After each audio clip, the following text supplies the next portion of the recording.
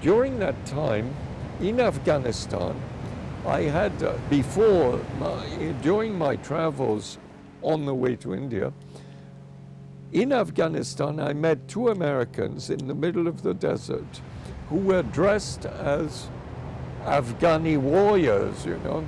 They were two Californian guys who turned out to be the most famous drug smugglers who later on J. Gordon Liddy had busted them, and they belonged to an outfit called the Eternal Love Brotherhood. And those two leaders of the Eternal Love Brotherhood, here we are sitting in the middle of the Afghan desert in Kandahar, and we had a very incredible meeting of hearts and minds and souls, what have you. And they were going west. They were doing whatever they were doing. I was going further east, obviously, as I was going to India. And they gave me all these drugs, including some Owsley acid and a drug called an experimental psychedelic called STP.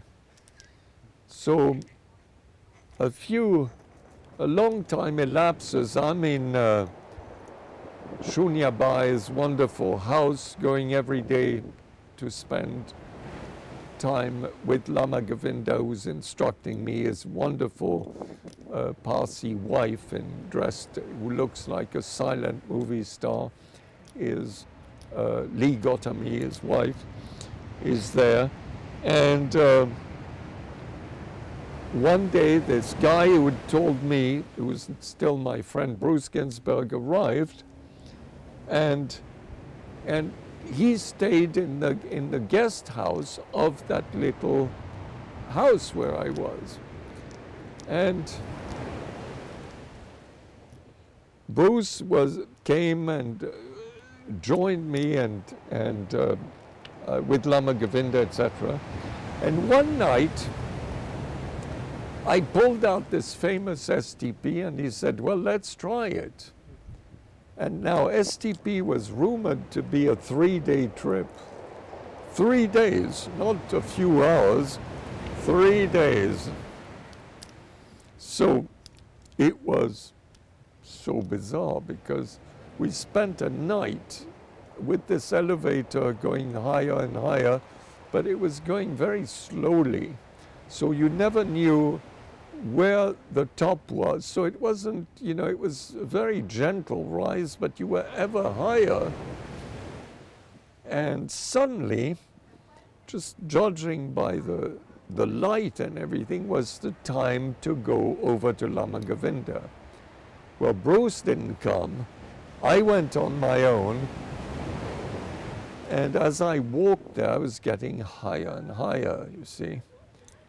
And when I got there, Lee Gotami said, oh, Stash, help me to get this garden furniture, you know, move this stuff. And she was so comical looking, you know, and I'm getting higher and higher, that I started giggling and giggling hysterically. And she looked at me and she goes, Stash, you're on a trip. And I nearly died with laughter. And she was so funny about it. She said, well, let's tell Lama about this. And Lama Govinda, no judgment, nothing, he said, oh, Timothy Leary and Richard Alpert gave me all these books about all these, what did you take? STP, let me look it up and all that.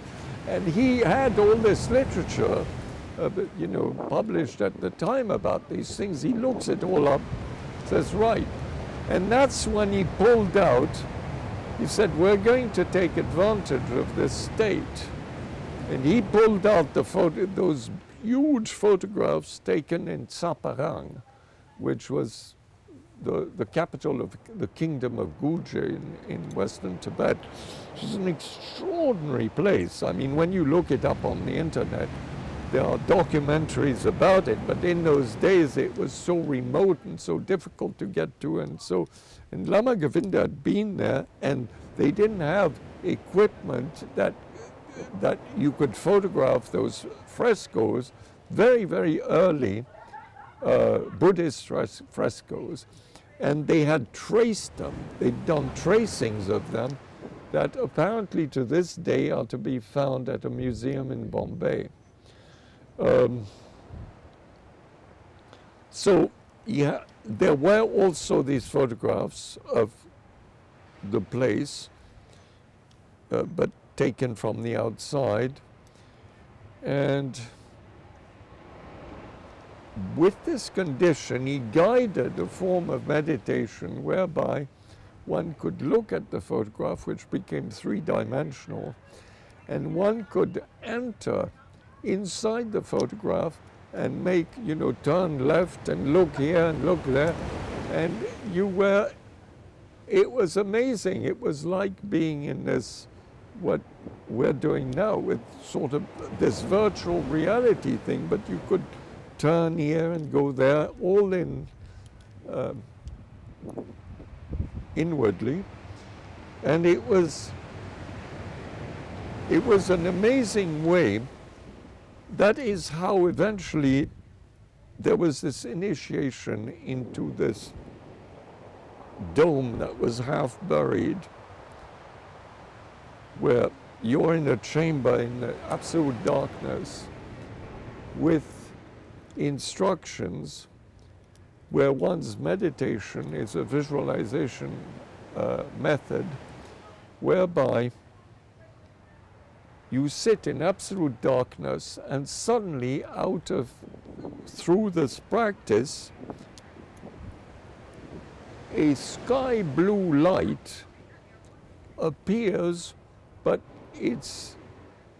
there's no source to it. It replaces the darkness, and it is deep, deep blue. It's the darkest blue you can in the sky you could imagine, and it's all pervading. So once you've achieved this first baby step in visualization, one can visualize a form. So one starts with a yellow square, flat yellow square on this background, you know, as if it was a projection. And then one graduates to various geometrical form in a given order with given colors. It's quite it's a very technical and you can't imagine things and say, well, I'm tripping out and I'm seeing this. Yeah, no, it's not like that. It's very much visualization of a precise thing, which leads, this yellow circle contains a red triangle. It is now turning into, you know, you eventually have a cube and a circle and a sphere, etc. It goes on like this until one masters all the different primary colors and their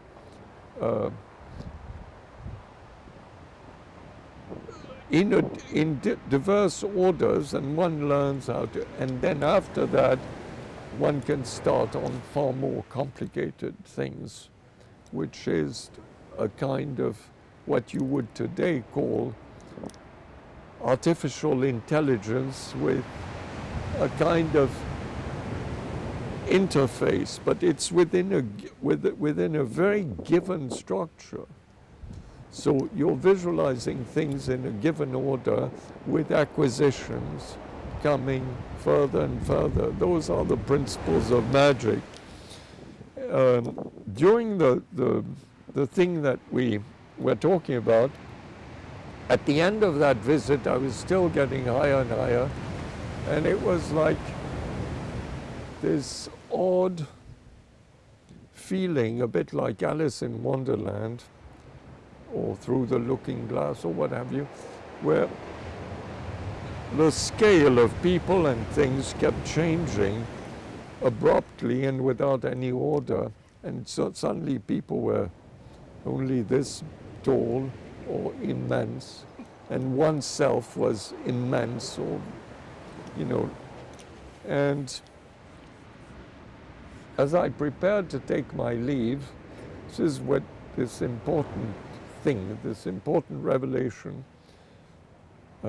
he said, be careful on the outside. And I said, what is the outside? And that immortal phrase, he said, aha, the outside is the inside veiled in mystery. And that was like this utter revelation about the nature of so-called reality. And then a very curious experience which cannot be described as coming from any sense of self, but some place,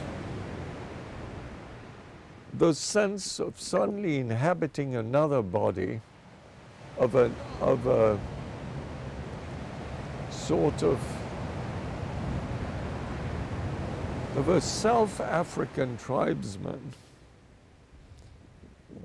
some huge muscular guy who was completely drunk, because I still going higher and higher, and this African, whatever perceiver that remained that could record this, as it were. I can't say I was recording it, but somehow in the memory banks this is recorded, that there was the consciousness that this body of this African was drunk on some sort of bootleg white alcohol, and that it would be better if no other human being crossed its path, because this entity that one was suddenly inhabiting would kill at the drop of a hat anybody who came into its way. And it was rather alarming, you know, and there was the drums of the evening puja, which sounded like African drums, and the rhythm of the blood coursing in this drunken sort of African body was an extraordinarily elating feeling, but there was a sense of menace and danger and this vague sense, well, there's a tank here, a human tank in this form that is moving forward, and it is any kind of contradiction will result in the death of anybody standing in its way, because, you know, there was this sense of this bottle which would be smashed on the skull of any human who would appear. And of course it receded in the course of this long walk back to the house. But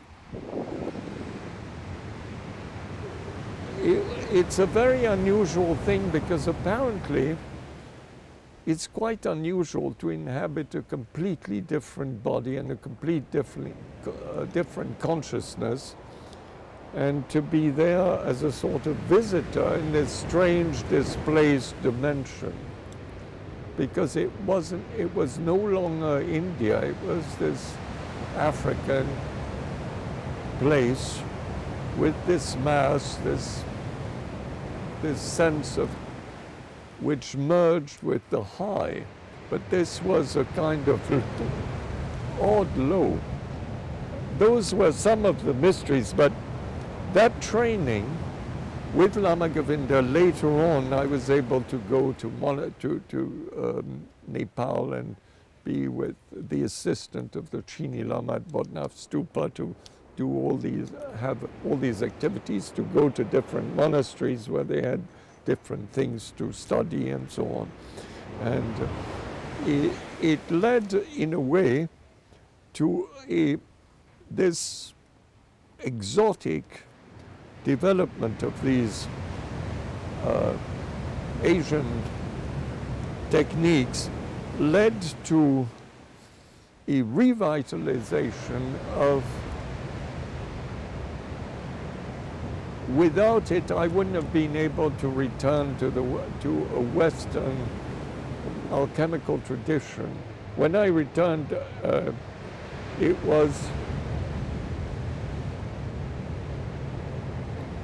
it came very naturally as an offshoot of this experience that it would be valuable to contribute something. I mean, not in any kind of grandiose sense, but something that one wanted to, a specific thing that one wanted to do.